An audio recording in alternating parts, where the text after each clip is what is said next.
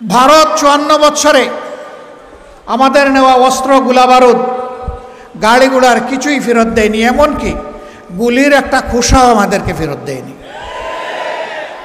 স্বাধীনতা বা মুক্তিযুদ্ধের সময় তারা আমাদের যে সহযোগিতা করেছিল, এক ট্রিপেই সব তারা উসল করে নিয়ে গেল। এরপরের ইতিহাস আরও করুন। ছোট্ট এই দেশটি থেকে যুদ্ধ বিধ্বস্ত এই দেশটির খাদ্য গুদাম ও তারা লুটতরাজ শুরু করল। নবম সেক্টরের কমান্ডার ছিলেন মেজর জলিল। যশোরে তখন তিনি দায়িত্ব পালন করছেন। তিনি তার সঙ্গী ফোর্স নিয়ে রাস্তায় শুয়ে গেলেন। বললেন, দেশ এই জন্যে বুক চিতিয়ে যুদ্ধ করে স্বাধীন করিনি, পাশের দেশ আমার দেশের খাদ্য গুদাম লুণ্ঠন করে নিয়ে যাবে, আমার বুকের উপর দিয়ে নিতে হবে, তাদেরকে আমি রাস্তা দেব না। 18 ঘন্টা তিনি সঙ্গী সেনাবাহিনীকে সাথে নিয়ে এইভাবে রাস্তার উপরেই ছিলেন। নিহতের পরিহাস, তাকে রাস্তা থেকে তুলে এনে জেলবন্দি করা হলো। যিনি 9 মাস বুক চিতিয়ে যুদ্ধ করলেন, দেশপ্রেমের খেসারত হিসাবে তাকে এখন জেলে ঢুকতে হলো। জাতির কপালে এক এক করে এইভাবেই দুর্ভোগ নেমে এসেছিল। এরপরে কি হয়েছে, কি হচ্ছে আপনারা সব দেখেছেন। আমি এগুলো বলার আর কোনো প্রয়োজন মনে করি না।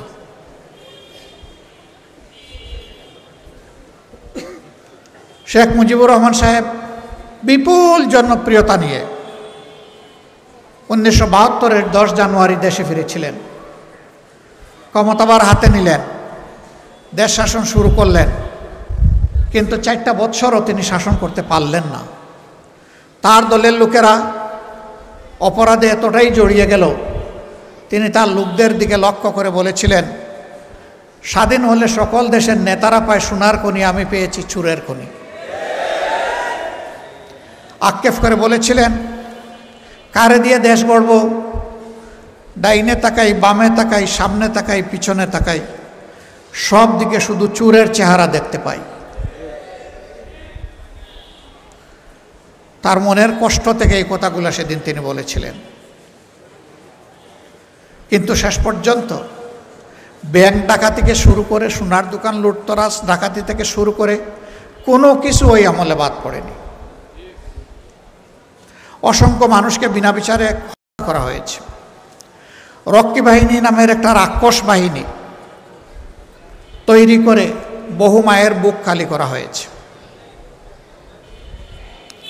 বহুদলীয় গণতন্ত্রকে খতম করে একদলীয় বাকশাল কায়েম করা হয়েছে।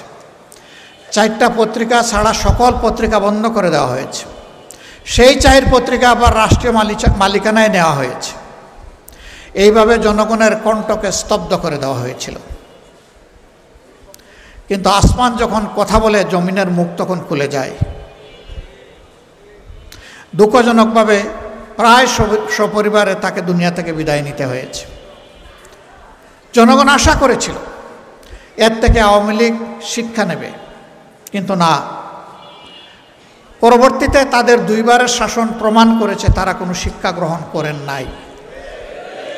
বিশেষ করে শেষ 15.5 বৎসর এক নাগাড়ে তারা দেশের উপর শাসন নামক তাণ্ডব চালিয়েছিলেন। এই সময়টায় সেই আগের পুরানা কায়দায় সকলের কণ্ঠকে স্তব্ধ করে দেওয়ার তারা চেষ্টা করেছেন। প্রতিবাদী যারা বিরোধী দলীয় নেতাকর্মী ছিলেন, তাদেরকে হয় খুন করা হয়েছে, না হয় গুম করা হয়েছে, না হয় জেলে পুরা হয়েছে। অসংখ্য মানব সন্তানকে পঙ্গু করা হয়েছে। কারো চোখ তুলে নেওয়া হয়েছে, কারো হাত কেটে ফেলা হয়েছে, কারো পা কেটে ফেলা হয়েছে। কাউকে বুলেট বিদ্ধ করে প্যারালাইজ করে তাদের বিছানায় ফেলে রাখা হয়েছে। আয়নাগর নামের জল্লাদখানা জায়গায় জায়গায় তৈরি করা হয়েছে।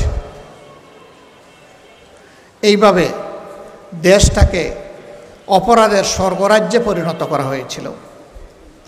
বাংলাদেশের ব্যাংক, বিমা সেক্টর, কর্পোরেশন সবগুলা লুণ্ঠন করে উজাড় করে বিদেশে পাচার করা হয়েছে। এমনকি বাংলাদেশ ব্যাংকের সেন্ট্রাল ব্যাংক, কেন্দ্রীয় ব্যাংকের রিজার্ভ মানি পর্যন্ত ডাকাতি করা হয়েছে। ওটা অর্থনীতিকে বিধ্বস্ত করে, বঙ্গুর করে তারা হয়তো দেশ ছেড়ে চলে গেছেন, কিন্তু জনগণকে বড় মুসিবতের মাঝে রেখে গেছে। শুধু 24-এর এই আন্দোলনে আমাদের হিসাব অনুযায়ী 1400 থেকে কম বেশি কিছু লোককে হত্যা করা হয়েছে জুলাই মাসের 1 তারিখ থেকে আগস্ট মাসের 5 তারিখের মধ্যে। এ ঘটনাগুলো এত নিষ্ঠুর ছিল। ধরুন আবু সাঈদের ব্যাপারটা কি বলেছিল ছেলেটা? বলেছিল আমাদের দাবি অত্যন্ত সহজ সরল ছোট, চাকরির কৌটাটা আপনারা সংস্কার করুন, যৌক্তিক সীমায় নামিয়ে আনো, আমাকে আমার অধিকার দিন, আর অধিকার দিতে না পারলে একটা গুলি দিন। তারা অধিকার দেয় নাই, তাকে গুলি দিয়েছে। সে ডানা মেলে বলেছিল বুকের ভিতরে তুমুল ঝড়, বুক পেতেছি গুলি কর। তার আস্থা ছিল তার দেশের পুলিশ তার বুকে গুলি করবে না, তার অধিকার দেবে। অধিকার দেওয়া হয়নি, তাকে গুলি উপহার দেওয়া হয়েছে। সেই গুলিতে লুটিয়ে পড়ার পরেও তার লাশ নিয়ে রাজনীতি করা হয়েছে। আল্লাহর বিচার, রাখে আল্লাহ মারেকে, ধরে আল্লাহ ছাড়েকে।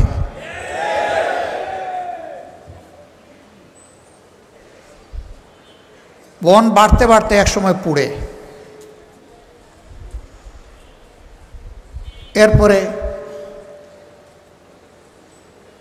একটা বাহিনীর গাড়িতে একটা তরতাজা যুবককে তুলে নেওয়া হলো, পিটিয়ে পিটিয়ে তাকে আদমরা করে গাড়ি থেকে নিচে ফেলে দেওয়া হলো এবং তার উপর দিয়ে গাড়ির চাকা চালিয়ে দেওয়া হলো। এই দৃশ্য দেখে মা বোনেরা আর অন্তর সামলাতে পারেননি, তাই কুলের শিশু নিয়েও তারা রাস্তায় নেমে পড়েছিলেন। বাঁচতে হবে, বাঁচার জন্য লড়তে হবে। তারা সে লড়াইটাই করেছেন সফলভাবে।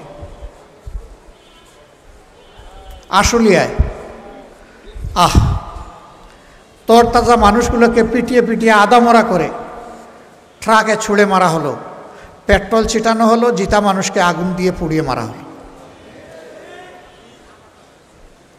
চিন্তা করা যায়? এই দেশের মানুষ, তারা এই দেশেরই লোক যারা শাসক ছিলেন, বিভিন্ন বাহিনীতে যারা কর্মরত ছিলেন, তারা তো এই দেশেরই মানুষ। তাদেরই কারো না কারো সন্তান হয়তো এর মাঝে থাকতে পারত, কিন্তু সেই নিষ্ঠুর আচরণগুলো করা হয়েছে। এমনকি রাজপথে গুলি করে তারা শান্ত হননি, ক্ষান্ত হননি, আকাশ থেকে গুলি করে পাকের মতো মানুষ মেরেছেন। 15.5 বছরে আমরা বড় মজলুম সংগঠন ছিলাম। আমাদের অফিস তালাবদ্ধ, আমাদের নিবন্ধন কেড়ে নেওয়া হয়েছে, আমাদের প্রতীক নাই, আমাদের বাড়িঘর বুলডোজার দিয়ে ভাঙ্গা হয়েছে, আমাদের লোকদেরকে খুন করা হয়েছে, ফাঁসিতে ঝুলানো হয়েছে, আমাদের লোকদেরকে গুম করা হয়েছে, আয়নাগরে পাঠানো হয়েছে, শেষ পর্যন্ত আমাদেরকে নিষিদ্ধ করা হয়েছে। কিন্তু 5 আগস্ট আল্লাহ তাআলা যখন এই জাতিকে সাময়িক মুক্তি দিলেন, আমরা সেজদায় পড়ে আল্লাহর শুকরিয়া আদায় করলাম। আর আমরা ঘোষণা করলাম যারা পাশবিক চরিত্রের তারা পশুর কাজ করেছে, আমরা সেই কাজ করব না। আমরা কারো উপর থেকে ব্যক্তিগতভাবে কোনো প্রতিশোধ নেব না। প্রতিশোধ প্রতিহিংসার জন্ম দেয় এবং প্রতিহিংসা সমাজকে ধ্বংস করে ছাড়ে। তবে যারা আহত, নিহত পরিবারের সদস্য এবং আহতরা, ন্যায় বিচার পাওয়ার অধিকার অবশ্যই তাদের আছে। ন্যায় বিচারের জন্য তারা আদালতে যাবেন, কিন্তু কেউ নিজের হাতে আইন তুলে নেবেন না। আমরা আমাদের সহকর্মীদেরকে বললাম যে আপনারা শান্ত থাকুন, ধৈর্য ধরুন, কেউ কারো উপর হাত বাড়াবেন না। আলহামদুলিল্লাহ 56,000 বর্গমাইলের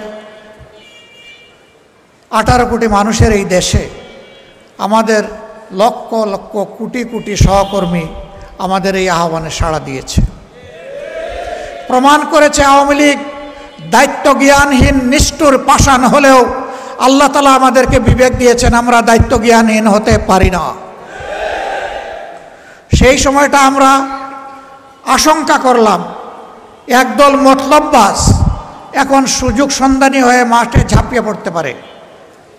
এই জন্য আমরা আমাদের দলীয় নেতাকর্মীদেরকে স্বেচ্ছাসেবক হিসাবে বিভিন্ন ধর্মীয় প্রতিষ্ঠান পাহারা দেওয়ার দায়িত্ব দিলাম, ভালনারেবল মার্কেটগুলা পাহারা দেওয়ার দায়িত্ব দিলাম। বাড়িঘরে যারা আশঙ্কা করেছেন, আমাদের সহযোগিতা চেয়েছেন, তাদের বাড়িঘরও পাহারা দেওয়ার দায়িত্ব আমরা নিলাম। হ্যাঁ, তাদের কেউ যদি কালপ্রিট হয়, আমরা আইনের হাতে তাদেরকে তুলে দেব, কিন্তু নিজেরা আইন হাতে তুলে নেব না। পতিত দলের স্বৈরাচারের একজন নেতা বারবার বলতেন, আওয়ামী লীগ যদি ক্ষমতা থেকে বিদায় নেয়, 2 দিনে কমপক্ষে 5 লক্ষ আওয়ামী কর্মীকে খুন করা হবে। আমি জিজ্ঞেস করি, ঢাকায় কি 5 লক্ষ লোক খুন হয়েছে? 5000? আওয়ামী লীগের 500? 5 জন? হয় নাই। কেন হয় নাই? ওদের দেশবাসীর প্রতি দরদ দায় না থাকতে পারে, কিন্তু আমাদের দায় এবং দরদ আছে। আমরা দেশকেও ভালোবাসি, মানুষকেও ভালোবাসি। আওয়ামী লীগের মধ্যে যারা ক্রাইম করেছে, অ্যাট্রসিটি করেছে, অপরাধ করেছে, অবশ্যই আমরা বিশ্বাস করি তারা আইনের আওতায় আসবে, তাদেরকে আসতে হবে। কিন্তু তাই বলে সবাই আইনের প্রয়োগ করার অধিকার রাখে না। আইন প্রয়োগ করবে আইন প্রয়োগকারী সংস্থা,